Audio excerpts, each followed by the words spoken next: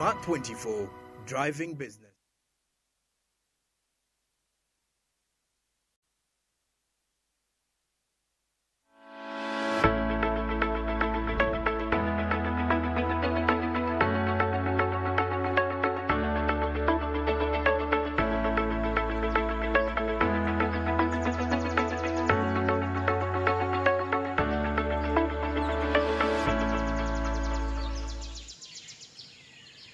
Yes, we'll be back from the break, exactly 27 minutes to the top of the hour. This is Smart Means Business. I'm Andrew Barige, and of course, heading straight into our discussion of the day today, taking a look at the construction industry in our country, Uganda. Now, the construction and housing industry in Uganda is definitely facing quite what we call a critical juncture as concerns over the infiltration of unqualified engineers and architects continues to rise.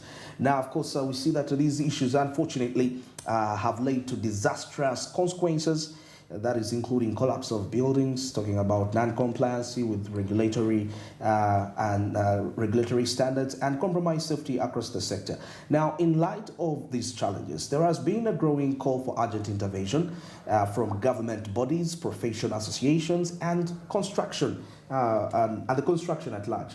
Now, today we are delving into a very crucial topic, and we are privileged to be joined by our guest this morning. That is Patrick Kaket from the Uganda Society. He's a member of the Uganda Society of Architects and a key player in efforts to raise standards and promote professionalism within the industry. It's a pleasure to have you, Patrick. A very good morning. A pleasure to meet you, Andrew. Patrick Kaket is my name. Yes. I'm an architect by profession. Yes. I'm a member of the 22nd Council of the Uganda Society of Architects. Yes. And at the same time, a member of the Board of Practice and Ethics. Wow. Good morning. Good morning, Andrew, and good morning, viewers. Yes. So, taking a look at this whole perspective, we've seen lots of buildings that have been constructed and they are collapsing. But then I want to get it from your point of view. There has been this whole presence of unqualified engineers and architects in Uganda's construction industry. In your own opinion, how significant is this issue, and what immediate actions are needed to actually address this whole scenario? Thank you very much, Andrew, for your question. Surely there's quite a lot to do with the unqualified professionals infiltrating into the market of architecture and other sister professions. But first of all, I think I wish I had some time to give you a bit of the background of architecture in the country. We can, architecture as a profession in Uganda started way back. Initially, we were a member of the East African Institute of Architects. Okay, yes. And Uganda Society of Architects was present at that time as the Uganda chapter. Okay. And in 1952, that's when the Uganda chapter was started. And the president of the association at that time was the then president of the Republic of Uganda, Dr. Apollo Milton Obote. So when Uganda chapter got themselves out of the East African Institute of Architects, much as we've stayed the member, the president became the president of the association at that time. And at that time, it was founded on the initiative of only 5 prominent architects, whom I may not mention all their names, but Bogner is one of them, Browning, Freeman, Inglis, and then Waston. If you can hear the name, they're all not Ugandan names. They're not Ugandans. But then, again, 14 years after, Uganda Society of Architects was created.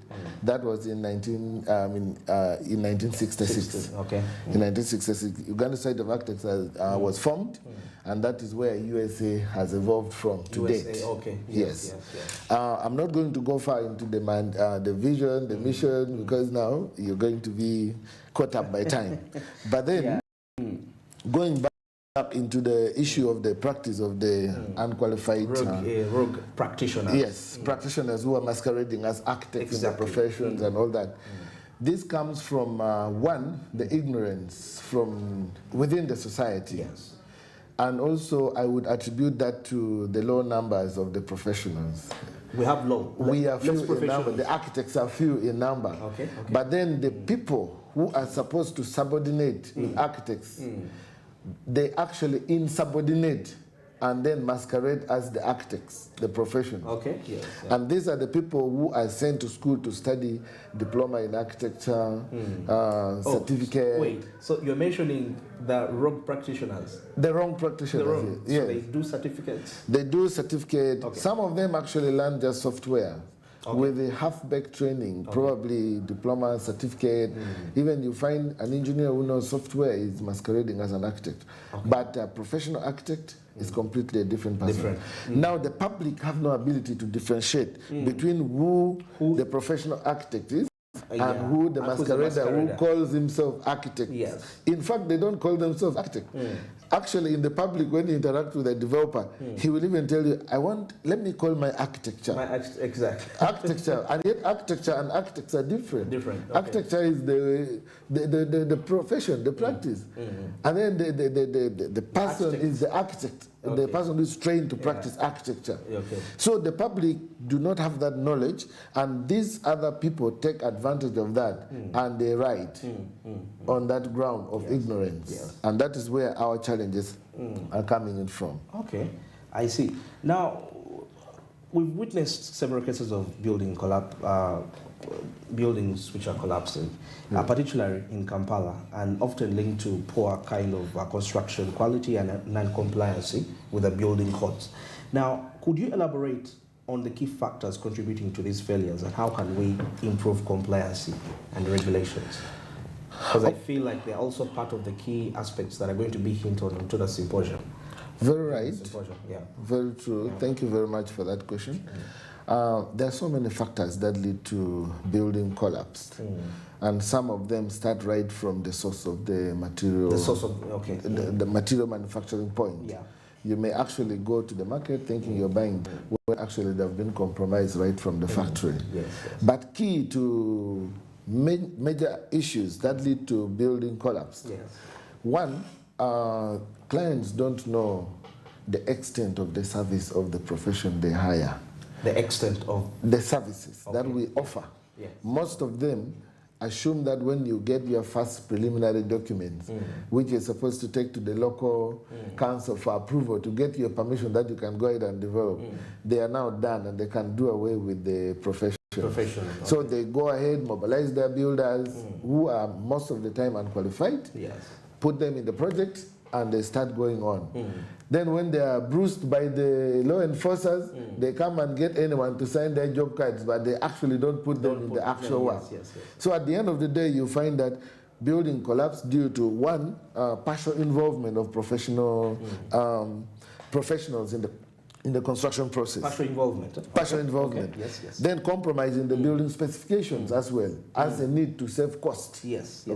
Because now you don't have proper management, you don't know how else to save cost, and now you start compromising by letting out certain things that if you've specified maybe 4 bars, why? Let's use 2 of these. Exactly. Then the spacing start reducing and things like that.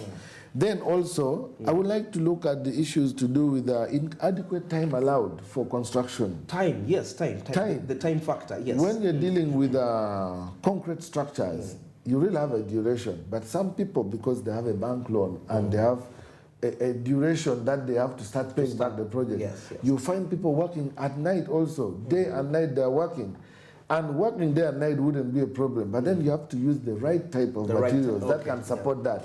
Now, in the absence of that, you realize that actually buildings are going to end up getting overloaded before they are properly cured. And at the end of the day, what do you expect? The structural elements will buckle and the building will fall. And lastly, I would also say poor technology and skill. We don't have all the best technologies, and the ones which are there is not affordable for many.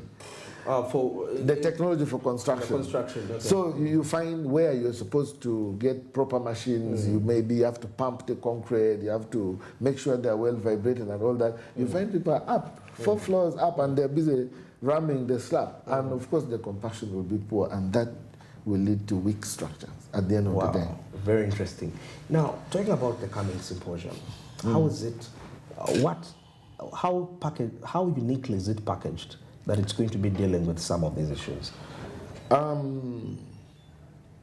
I Ideally, the coming symposium, like it's starting with the first 2 days of the clinic. Yes. The clinic is entirely a pro bono service. We are not charging anyone for it. Okay. We would like to invite the public to come in, big numbers actually, and interact with the professionals. Our interest there is basically, one, to create publicity. Let them know that architects are there. Yes. And then once they're now aware that architects are there, we want to give them awareness of our service. What services do architects offer and how can you benefit from it? So the first 2 days mainly going to educate the public. Yes. What are the services that I can get from an architect that I miss out from a quack? Okay. How can I avoid having a quack? A quack. When do I know I'm dealing with the right architect? Because there are also architects who are also quacks. They have their registration, but they're also there. Okay. You find someone to fend for a living, so they're already from the norm of practice as it should be. So they also, at the end of the day, veer off the professional line. Okay. So they need to come and be guided on how to deal with the right architect, when to engage them, and in case you have an issue with one, where do you go? Okay. And also, how do you know that you're dealing with the right architect? Yeah. You know, Mr. Patrick, you mentioned something about you being few. Yes. And if you take a look at the demand for your services is actually quite so big of late. Yes. So, because we are seeing some mushrooming buildings that are coming up, most especially in the suburbs. People are now constructing. So how are you looking into to create that balance, the few numbers that you exist vis-a-vis the market? And I think that's one of the reasons why people are forced to go into quack, because those ones are many. How are you going to... That is right. I think the challenge stems right from our education system. Yeah. Our education system is good. I'm not going to say it's bad. It's really robust, and I like it. But rather, very many students join with excitement but drop out of lack of endurance. Because the training process is quite rigorous. That requires someone's time. Okay. Now, when students fall out, most of the time they get over frustrated and they go and change courses. But when they go to something else, someone might drop from architecture in second year or third year and go and do civil engineering and all that. Such a person who has dropped out from architecture in third year, do a few things here and there, and start doing what architects are supposed to be doing, and yet not to what the architect's expectation would be. Okay. So in the end of the day, I think there should be the first thing is to change the education policy. If someone reaches a third year, whether they're choosing to drop out or not, they should be recognized with a form of qualification. That can make them be regulated by the professional body or the regulator and monitored and mentored through CPD so that they become better professionals or subordinates to the senior professionals who will do the right things at the right time. Same thing with shared system, where we can have the technicians whom we now refer to as masqueraders, to be incorporated in a system that they can practice professionally, monitored by the regulators and supervised by the would-be their employer or their bosses who are the architects. In the system that is so centralized, in that even when I'm supervising firm ABC, which is owned by technicians, I don't have any financial interaction with them. They interact financially with the regulator. And it is the regulator who knows that architect Patrick Kaket is supervising firm A, B, C, D. Every month, his remuneration for supervising these people is A, B, C, D. Supposed to be paid to him in his account. In that way, you will fight out compromise. Now, creative technologies. Now, how better can managing what we call financial constraints? I think the truth is financial constraints are there when it comes to building construction. And building construction, you know, property development is an investment, just like any other investment. But the ease with which an investment would attract finances is the surety that the investor gets for the return of the finance they're putting in. Most of the housing policy in the country does not favor so much of, it does not attract people who have finance to actually come willingly and support it. Why do I say this? You find most of the developers, Andrew, you might be having a plot of land somewhere. You'll put in your mind that I want to put there 8 units, apartment. Apartments. Two-bedroom units. Yes. But now you want to tie yourself to that apartment in that you don't want it to be owned. You're leaving it as a legacy for you and your children. Exactly. Now, at the end of the day, you're going to hold the tenant as your slave until when he leaves your place, when he even doesn't have the money probably to go and struggle and also acquire and build for himself. And the same mentality will continue. Okay. But there are policies that can attract investors to come in so easily. You have your plot of land, build your 8 units, give people option, rent to buy. Rent to buy. Okay. Rent to buy. Yes. Even that cash will keep flowing in. And at the same time, the bankers will also be interested in partnering with that project because they know there is surety for a specific period of time. Money is covered. You as the investor, you have your money. The tenant is happy they've acquired themselves the property. Okay. And if many people would do that, you would see that there's going to be quite a lot of interest in financing those projects. Financing those projects. Yes. Oh, that's quite a key advice there. And now, talking about public perception and what we call professional fees, many Ugandans, especially in lower income communities, tend to avoid using registered professionals due to perceived high costs. That's a big, and now they opt for rogue, the quack. The quack, the so-called quacks. Exactly. So how can architects and engineers build public trust while making professional services much more accessible? Surely. First of all, this is my best topic. I would want to have almost hours to discuss it. Building the high cost of the professional services. I always keep asking myself, if you say that this is too much. Too much, yes. Too much again is what? What are you scoring it with? Okay. If you're riding on the border and you get an accident, and then you rush to a doctor, the brain has to be fixed back and you have to be stitched. Yeah. They're going to say this will cost 10 million shillings. You're not going to ask why this is too much. Too much, yeah. All you're going to do is just rush, call home and do this, mobilize resources and pay that money. An operation is done and your life is secured. Okay. That is because it has touched your body. How about now the case? Consider you yourself and your children, the brain, and then consider your skull as the house that you want to put. Yes. How much would you want to spend to put something that is strong enough not to crack to let the children get out? Get out, okay. So ideally, professional cost is not high. I forgot to carry you a small book. Professional costs are proportionate. The only problem is dishonesty. Dishonesty from the developers themselves. Okay. The developers fear giving us the right information that would make us charge them appropriately. Okay? Okay. If you come in to develop, Andrew, don't come to me and tell me that I have this plot of land, I want to put about 5 units, apartments and all these. But then you're keeping the information of how much money you've saved to do this work. The money I've saved to... Entire work, the entire construction. How much money have you saved in place? Because once you have how much money you've saved in place, professionally, we have a guide. I need to know what your budget is. Okay. In that budget, you'll not have to look out for even a penny. Depending on the class of project you're doing, the consultant's fee is there in that money. Okay, yes. All these other consultants, to give you full service from stage whatever up to the last stage of construction, the consultant's fee is there. And the payments are per stages. That is achieved. I will plan for your house. In that budget, you'll achieve what you want. Cost control, that's where the skill of a professional will come in. Okay. So at the end of the day, your fear of this guy being expensive will not be realized because you would have actually got yourself the right service within your budget and you achieved what you want. Skilled planning. Wow. So the high cost of professional and all this is because they're going to people who haphazardly ask for their money. Okay? Someone who is not going to follow the professional guides to charge. Many clients don't know that we have a regulation that guide on how we charge. They people. Don't know. And we do charge based on what has been spelled out.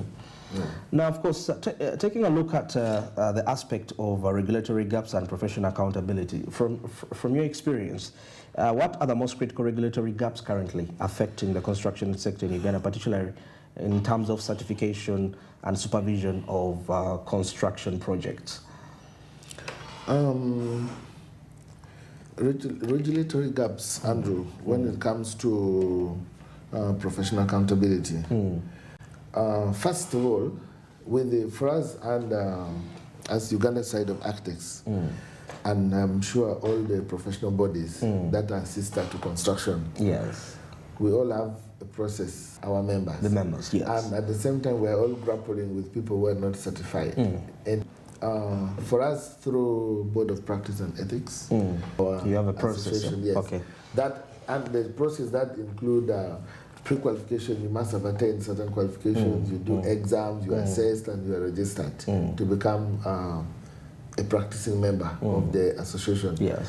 But we also have a disciplinary process for errant members who can be recalled and unlicensed at the end of the day. Unlicensed? Yes, you can be, your practicing certificate and all that can be withdrawn if they find that your ethics are wanting. You're not actually doing what you're supposed to be doing as the profession in the field. Okay. So the mere fact that we can only control us, be working with us, but they're not registered, they go out there and do all sorts of things. And there seems to be no clear strategy yet to hold them accountable. Yes, for what they do outside there. And that is relating back to what I told you, that there must be a tier system. A tier system, exactly. Put everyone back into being watched and monitored and held accountable for what they do. Wow, yes. Very amazing. Now, the upcoming symposium, we see that will bring challenges that hinder partnership in Uganda's construction industry. Like the different stakeholders that we're going to bring in together. First of all, the important aspect of collaboration across the sectors, I would attach it to one.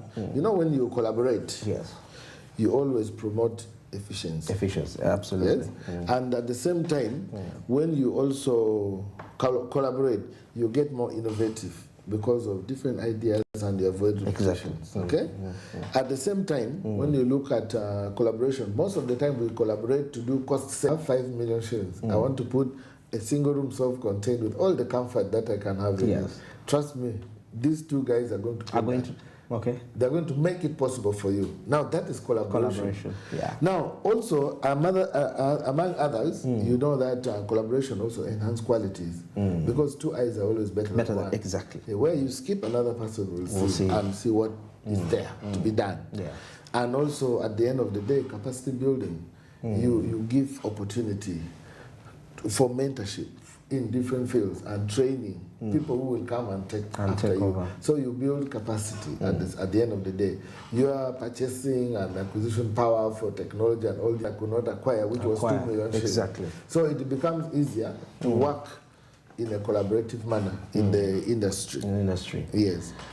Now, this brings me to the aspect of, as the Uganda Society of Architects, your existence for the last 50, you've been now, this 50 years? Yes, since 1952. Since 1952. And then from the East African Institute of Architects. Okay, yes. So for all that time, what are those remarkable achievements you've come to see and say that, because of this, our association, we've at least been able to see this, most especially in line with sustainable urban development? Okay. I think for us as the Uganda Society of Architects, since 1952, our biggest achievement, first of all, has been one, which was not possible then. But now we also managed to put the association in a way that we can lobby for our right as a group. Okay. Yes. And we are also looking towards training, which we have, it was training, still, but right now we're looking at the collaboration with the other institute architects, and then international union architects. We can do from what others have done, but as Uganda Society of Architects, we have striven so far from 1952. Our memberships have increased. Yes, memberships have increased. We've gained recognitions also. And the general practice in the country. Some of them we can stand tall and say this was done by. It's done a lot for the landscape of the country, especially in the city. So, as Uganda Society of Architects, we also have something to look back at. Not only having foreign architects coming in to do. You know, initially, even the list that I read for you were only foreign architects. All foreigners, foreigners. But now we've tried to keep the foreigners out.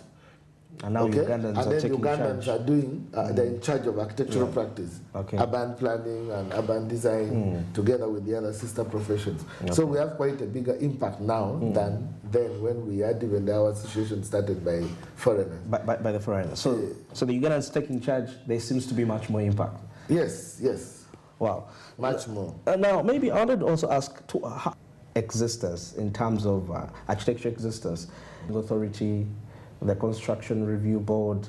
I think when you talk of being in line with the sister agencies, first of all, Uganda Society of Architects periodically policies are generated who are there representing our interest. And when you talk of Ministry of Works, we have quite a number of architects who are working with Ministry of Works, who also if you go to this the local urban cities, the new, and it has also been in the policy that one of the building control committee members is in a point where we can influence, but still it falls back to our numbers. If we are given that opportunity to take up the entire... Left with a few minutes, but I'm going to request for 2 minutes.